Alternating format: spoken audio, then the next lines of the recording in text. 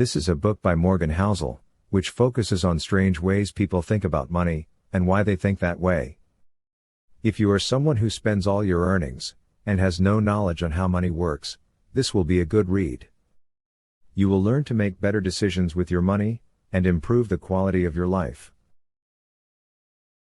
The book is structured into 18 sections exploring how people think about money, reasons behind their thinking, and how not to make decisions based on such thinking. Each section consists one or more real-world stories that explain the way we think and make decisions.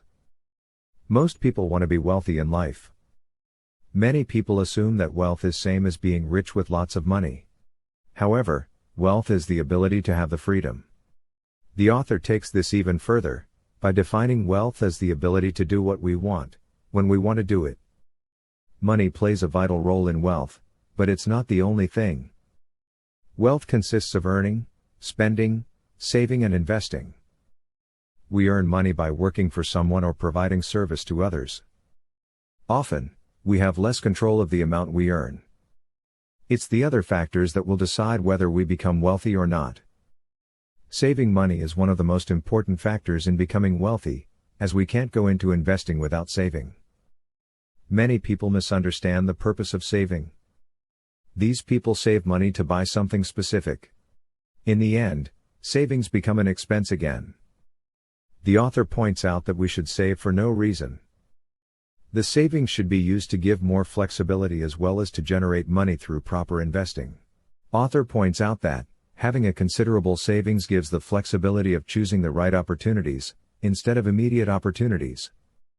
Also, it allows us to survive in tough times and rise strongly. Majority of the 18 sections in this book talks about investing as the gateway of being wealthy.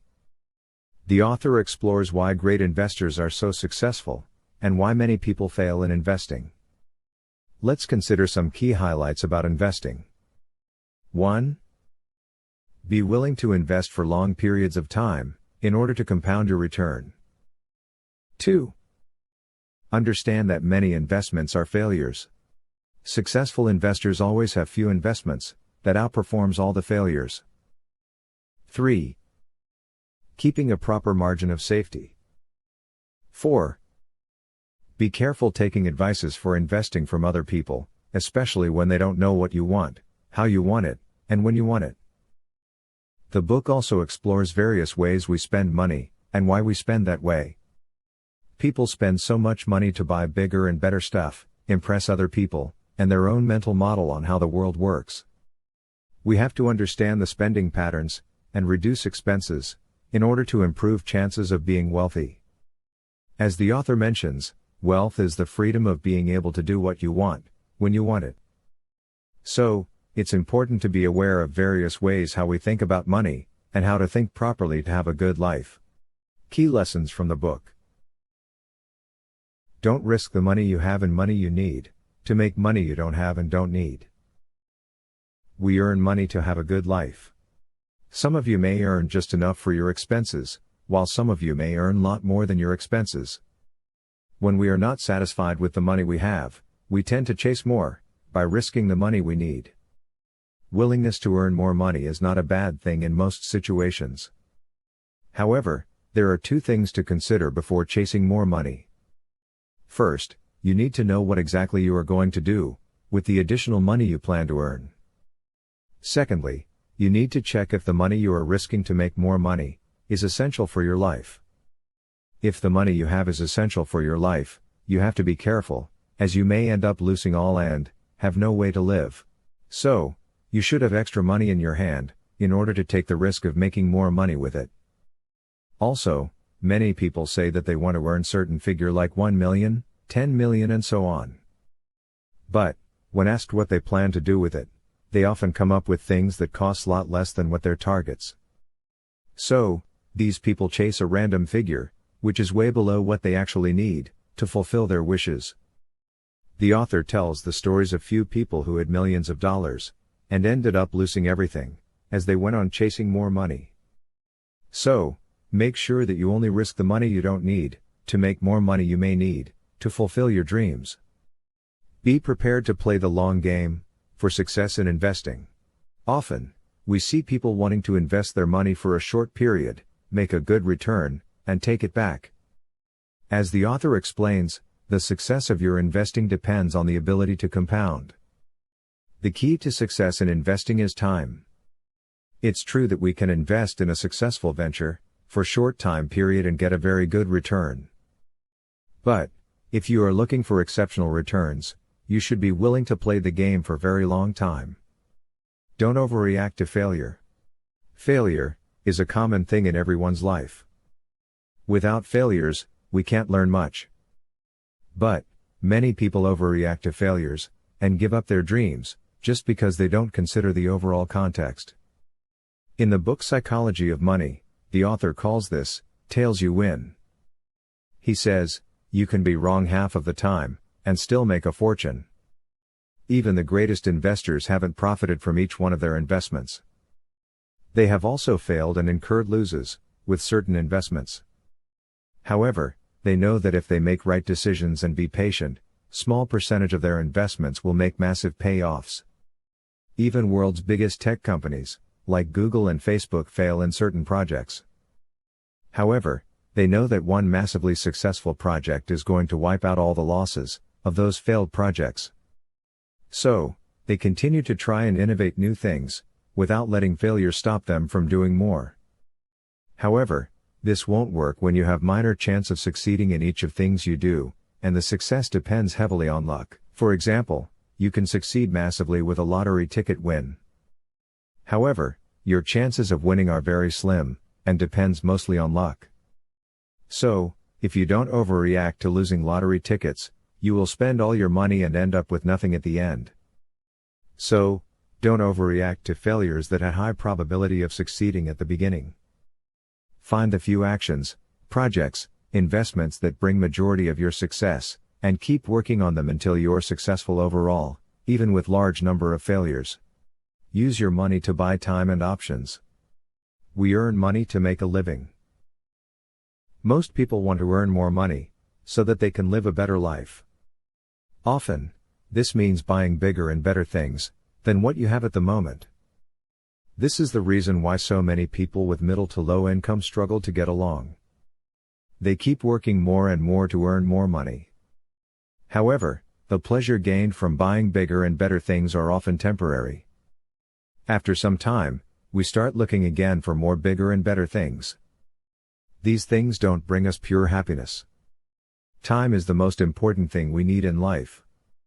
Instead of buying things, we should use the money to buy more time. We become happier when we have more time to do things we love.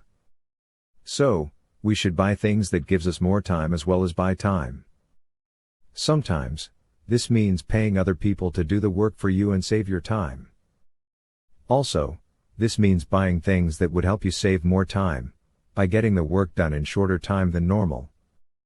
The other important thing is buying options with your money. What the author means is that if we have money in our hand, we have the ability to make more choices. These choices would benefit us than forced to taking the only available choice. Let's say you spend all your money on buying things. Then, you lose the job. Now, you are forced to take whatever job that comes your way as you don't have money in hand.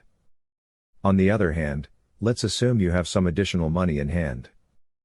Then, you can use that money for your expenses and have the ability to consider few jobs, and choose the best one. So, make sure to use money to buy time and options, rather than wasting it on buying bigger and better things. Saving money is the gap between your ego and income. Saving money is essential for becoming wealthy, and keeping yourself prepared for sudden unexpected emergencies. However, there are lots of people even in richest countries who doesn't have any savings at all. Many people think they have to increase their income to save money. However, we can save money by spending less. In order to spend less, you need to have less desires and control them. According to the author, your ego plays a vital role in your inability to save money. Let's assume you have an income which is good enough for your expenses, but you feel not enough to save. Now, assume you get a promotion or do something that increases your income. Now, clearly you have more money than your expenses and you should be able to save. But for most people are unable to do it. As the income increases, their desires also increase. So the expenses goes up to match their new income. If they were using public transport for work, now they buy a car to go to work. If they were using a car to go to work, now they want a better car, as the old one doesn't look good for your new status. This is the ego that you create on your mind. You start to believe that a person with this type of income should do the things you used to do. So, you start having more desires to match the new income. So, learn to control your ego, and keep the desires in control in changing situations. That will allow you to keep the expenses in control, and start saving money. Don't play other people's games. When we want to do something big in life, we look for inspiration from other people, who have gone the same journey before us. The people interested in investing study how Warren Buffett invests and try to follow his strategies. People interested in writing try to follow the routines of greatest writers, and expect the results to be same. Learning from the best is very important. However, trying to play other people's games can backfire. First, we have to learn their game, and see if we can play the same game. For example, Warren Buffett reads a lot to gain knowledge, as well as keeps his investments for very long time. If you are not reading, or if you are looking for investments with short-term gains, following his strategies will get you into trouble. Each one of you have different goals, expectations and skills. Successful people take actions based on these goals and expectations. If you follow their strategies with different goals and expectations, it's unlikely to work. So, make sure to identify and play your own game in investing. Giving up on social comparison is important for becoming wealthy. Social comparison has become one of the reasons why we fail at managing our money and not becoming wealthy. We try to compare our lives with the lives of people close to us. Then, we make strange decisions to keep up with their lifestyle, at the expense of blocking our ways of becoming wealthy. Let's assume you have a good job and salary. You live a good life with the money you have. Then you get a set of friends, co-workers or neighbors who have similar qualifications as you, but living a luxury life. They buy expensive vehicles, go on expensive holidays and buy expensive things. Now, you start to feel, I should do the same, to be considered as equal by them. This is a never-ending process where you meet new people from time to time, and keep trying to be top by comparing yourself against them. It's important to decide how you really want to live, even it means you having a lot less than the people around you. So, if you want to be wealthy, stop comparing yourself against other people's wealth trying to live someone else's life. My rating. I would rate the book as 7 out of 10. The book contains some unique insights into handling money.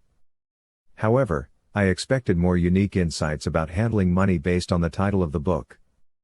Overall, it's a good read. But I would have rated it better if more unique or uncommon things about money were discussed. Next reads.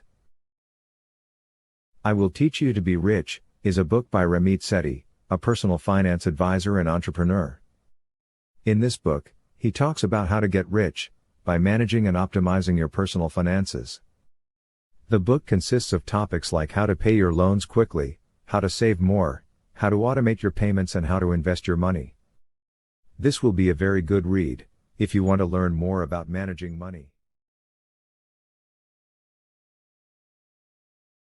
Subscribe to our YouTube channel and like this video to watch more videos related to personal development related topics.